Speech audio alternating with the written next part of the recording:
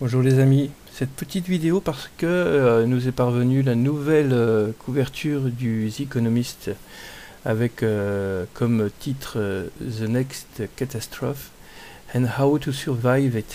Et je crois que c'est assez explicite comme titre, la prochaine catastrophe et comment y survivre. Alors comme bien entendu à chaque couverture on retrouve pas mal de symboliques, pas mal de choses sur lesquelles je vais essayer d'interpréter, bien que je puisse complètement être à côté de la plaque. Mais bon, alors vous savez que sur Nous ne sommes pas seuls, mais aussi sur d'autres groupes on défend l'idée qu'il y a un astre qui revient tous les 3600 ans dans notre système solaire et qu'à chacun de ses passages il occasionne des catastrophes immenses sur tout le globe. Il est connu sous le nom de Nibiru, notamment, via les Sumériens. Et cet astre-là est à nos portes. Et depuis une vingtaine d'années, il occasionne tout le changement climatique que l'on est en train de vivre. C'est un peu comme à l'époque égyptienne des fameuses 7 plaies d'Égypte. On va connaître aussi les plaies du XXIe siècle. Alors, qu'est-ce qu'on voit sur cette couverture encore une fois? Donc on voit une famille, le papa, la maman, le fiston et puis le chat, assis sur un canapé, et derrière lequel, contre le mur, est accroché différents tableaux avec une horloge. Donc on a quoi? On a, au niveau des tableaux, on a une tête de cochon, on a un volcan en éruption, on a un iceberg, une banquise avec un manchot dessus sous un soleil de plomb. On a une vue de la planète Terre avec un astéroïde en feu qui se dirige droit dessus. Un autre tableau avec une vue microscopique de microbes, de bactéries, de virus. On a un tableau avec le champignon atomique et puis un tableau avec le soleil et ce qui semble être une éjection de masse coronale. Tout en haut, nous avons une horloge qui indique minuit moins 1. Et puis on a la présence de 3 volatiles. Alors, je sais pas trop à quoi ils ressemblent, j'ai pas fait de recherche, hein. Ça ressemble à des canards. Voilà, 3 canards dont un qui pique vers le sol. Alors qu'est-ce qu'on peut en dire de cette catastrophe quand on replace ça dans le contexte de l'arrivée de Nibiru? On sait que Nibiru, plus elle approche, plus elle interagit avec le noyau terrestre et avec le Soleil. Son approche dérègle en partie le Soleil, puisque c'est comme un énorme aimant qui arrive, et dérègle aussi le noyau terrestre, si bien que depuis quelques années, plus d'une décennie déjà, on a constaté une augmentation du nombre et de l'intensité des séismes à travers tout le globe, engendrant des éruptions volcaniques de masse. Et là, c'est ce qui semble être le cas sur le tableau, puisqu'on voit une coulée de lave, un volcan avec la fumée qui s'en échappe. Donc on nous parle que dans la prochaine catastrophe, donc quelque chose de global, c'est pas les futures catastrophes, c'est bien la prochaine catastrophe, va engendrer des éruptions volcaniques, mais aussi des problèmes liés au soleil, donc des charges EMP, des perturbations électromagnétiques tout simplement. On voit peut-être, alors est-ce que c'est la continuité de la pandémie mondiale qui s'est passée là avec le Covid, et qu'on va avoir affaire à quelque chose de ce style-là, qui va affecter et les êtres humains et les animaux, puisque sur la couverture on voit que on a le chat qui porte aussi un masque à gaz. On voit aussi donc une sorte de grosse boule, une astéroïde qui va s'écraser sur Terre. Alors je pense pas, après chacun sera libre d'interprétation, est-ce que c'est Nibiru elle-même qu'on est en train, qu'ils ont essayé de dessiner, sans trop... en laissant un petit peu, vous voyez, du vague, parce que s'ils avaient bien mis Nibiru, là, ça serait clair comme de l'eau de roche, quoi. Donc, en tout cas, ça peut être des débris qui ont été déviés, occasionnés par le nuage de débris qui entoure Nibiru, et qui viendra et qui viendra en partie s'échouer sur notre planète. Et puis, est-ce que tout cela va aussi affecter donc les animaux d'élevage, puisque le cochon est un animal d'élevage. Il sert de nourriture, surtout pour le monde occidental. Je ne parle pas du monde musulman. Mais pour le monde occidental, le cochon est quand même utilisé dans pas mal de produits. Ça peut être même les bonbons pour les gamins, ça peut même être les vaccins. Il est utilisé dans les vaccins, il est utilisé dans les produits cosmétiques, etc.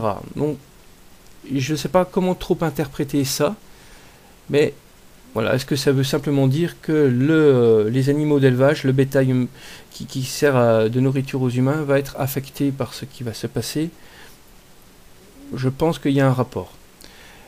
Et puis on voit aussi la banquise, je pense que ça nous symbolise simplement la fonte des glaces au pôle, puisque l'arrivée de Nibiru crée un échauffement du noyau qui occasionne un réchauffement planétaire par le sol et non pas par l'atmosphère.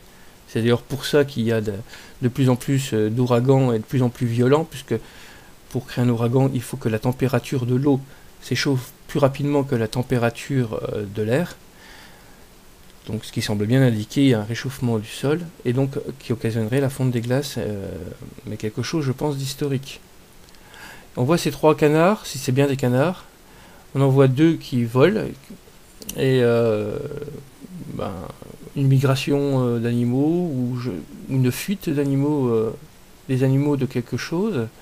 Donc ils partent vers la droite, ce qui est sur la gauche, et on a le cochon, le volcan, le manchot sur sa banquise et l'astéroïde. Alors je ne sais pas s'ils ont fait un rapport par rapport à ça, mais je pense que c'est juste une illustration. Par contre, je ne comprends pas ce qu'ils veulent expliquer par l'un des 3 canards qui semble piquer au sol. Alors est-ce que aussi les animaux sauvages qui volent dans l'atmosphère sont également touchés? Il manque les poissons, quoi, la vie sous-marine, qui n'est pas indiqué.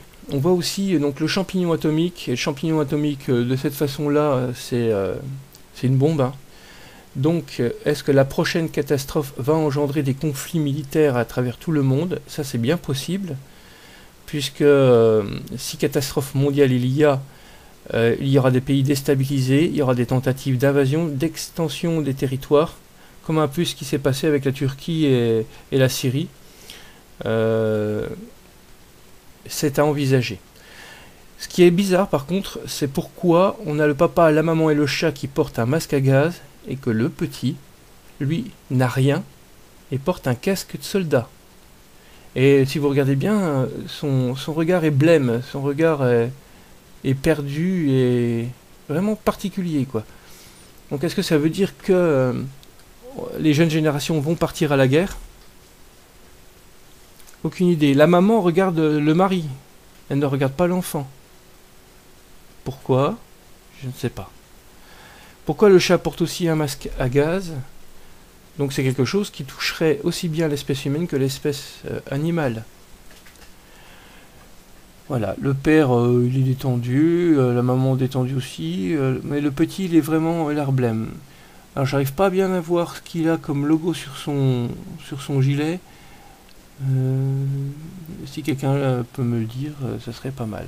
Voilà, le seul élément qu'on a aussi, je sais pas si ça a son importance, mais on a une double prise électrique murale à droite du canapé. Je sais pas s'ils l'ont vraiment mis là pour illustrer, je sais pas, illustrer le fait que ce soit un pavillon, tout simplement. Et puis donc cette horloge qui indique -1 et qui ça annonce tout simplement que c'est imminent, que la catastrophe est imminente, on y arrive. Voilà, donc encore une couverture qui va faire parler, je pense, qui est vraiment particulière. Est-ce que The Economist nous annonce l'arrivée de Nibiru de façon cachée? Ils n'annoncent pas Nibiru en tant que tel, ils annoncent la catastrophe mondiale qui va arriver. Et ce n'est pas une catastrophe mondiale qui est liée qu'à un seul phénomène, comme par exemple une pandémie, où dans ce cas on n'aurait que des microbes, des bactéries, enfin des virus sur le tableau, mais c'est quelque chose qui va venir du sol de la planète par les volcans, qui va affecter le monde des pôles par la fonte des glaces, quelque chose qui va nous arriver de l'extérieur de la planète, donc de l'espace, avec cette météorite ou astéroïde qui va tomber sur Terre. On a ce champignon atomique qui nous annonce des conflits armés. On a le Soleil. Ça, le Soleil, je pense que c'est important, puisqu'on est tous à dire quand même que le Soleil a bien changé depuis une vingtaine d'années. Donc c'est bien une catastrophe qui va engendrer toutes ces catastrophes. Et depuis le temps qu'on parle de Nibiru, et tout ce qu'elle va occasionner, tout ce que vous avez là sur la couverture, c'est tout ce dont on a énoncé depuis des années qui allait arriver. Voilà. Mais comme je vous dis, ce qui me pose souci, c'est quand même ce gamin-là qui n'a pas de protection. Parce que là, c'est des masques à gaz, hein, c'est pas des masques... je pense pas que ce soit des masques contre des virus. C'est vraiment les masques à gaz, quoi. Et ce gamin qui n'a aucune protection, qui a juste un casque de militaire. Donc là, je pense que c'est plus ça qui me laisse dubitatif, quoi. Voilà. Je vous remercie d'avoir écouté et bonne suite à vous.